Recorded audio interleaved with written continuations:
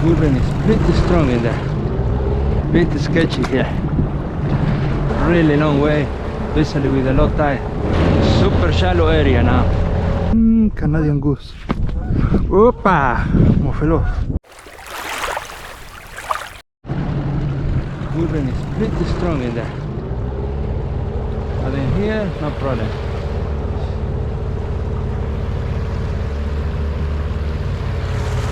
Beautiful. Yeah, really strong. Send it to the ocean. Plenty of power.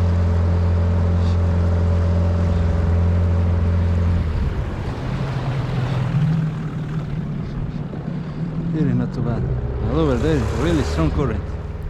Hello everybody. You might be wondering, what am I doing with a Nifty Boat in this area? Well, what's happened is, a few years ago I met a local duck hunter who owned one of the incredible and also always caught my attention.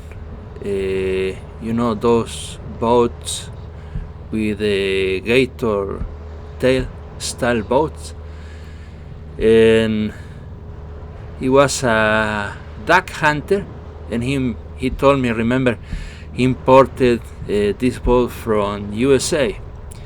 So these boats are built especially for this kind of places like marshes, or people who like to do duck hunting or fishing or stuff like that.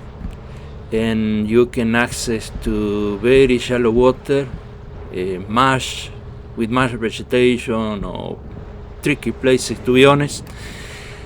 And so what?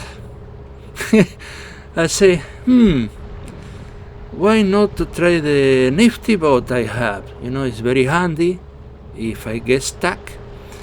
And also I brought the Mercury with the 8 horsepower, because I know some places near to the ocean, since it's a river mouth, sometimes the current could be very, very powerful, so I needed some power. So I went to have a look and see what's happened.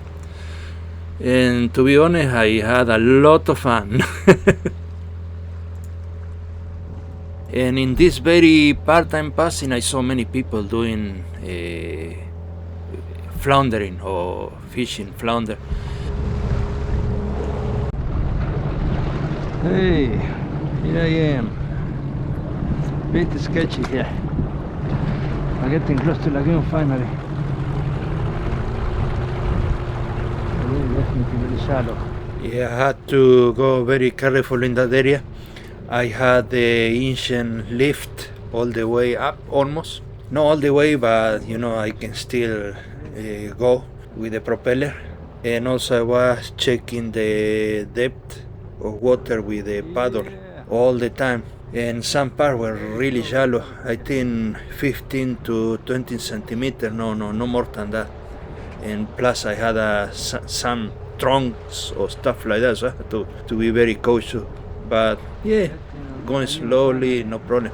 Really long way, especially with the low tide.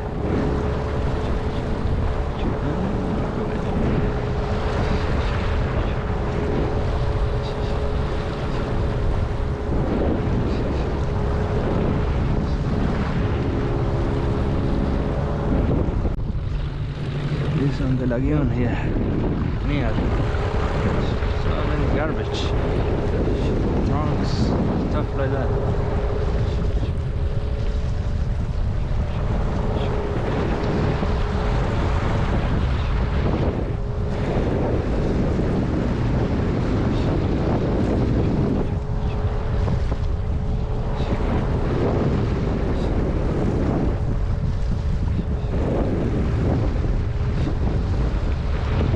That's it.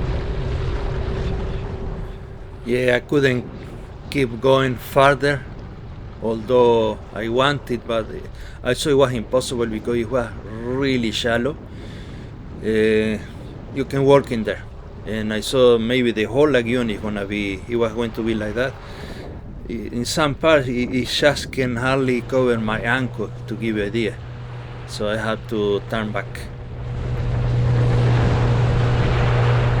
this section finally was a little bit deeper. I can see from the top and constantly checking the dip with the paddle. So finally I can go a little bit faster, but very careful all the time, not too fast either, but just enough speed to put the boat on plane. There we go.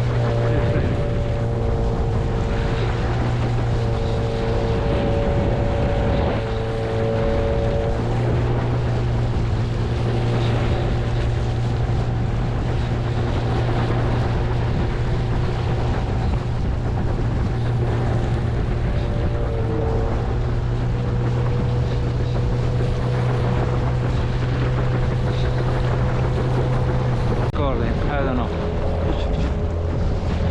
Super shallow area now.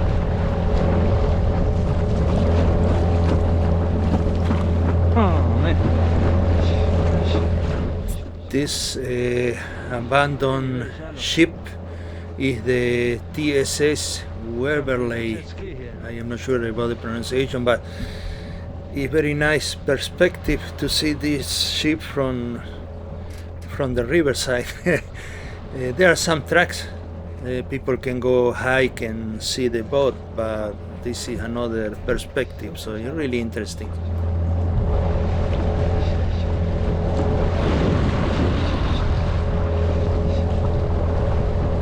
Getting back finally. Oh, very low tide now. Look at that. So low.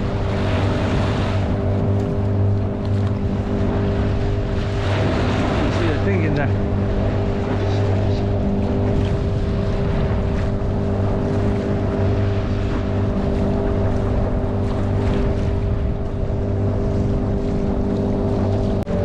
Send it to the shallow so fast.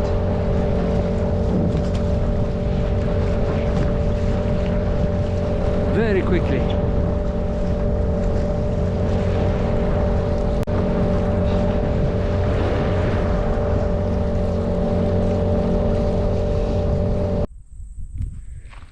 Here I am in Wairau Lagoons. Private land. Yeah, after I finished the day, I decided to drive all the way to the other side of the big lagoons, since I was very curious to see how it looked like from the other side. And I know it's very popular place for people who like to doing duck hunting, geese hunting, or this kind of stuff. But in my case, I was just exploring. All right, right there.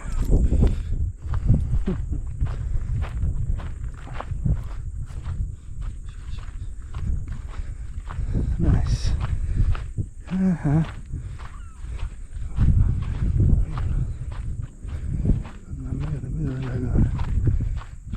Another here.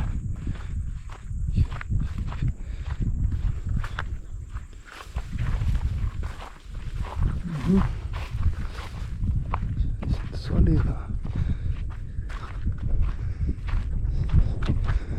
Okay.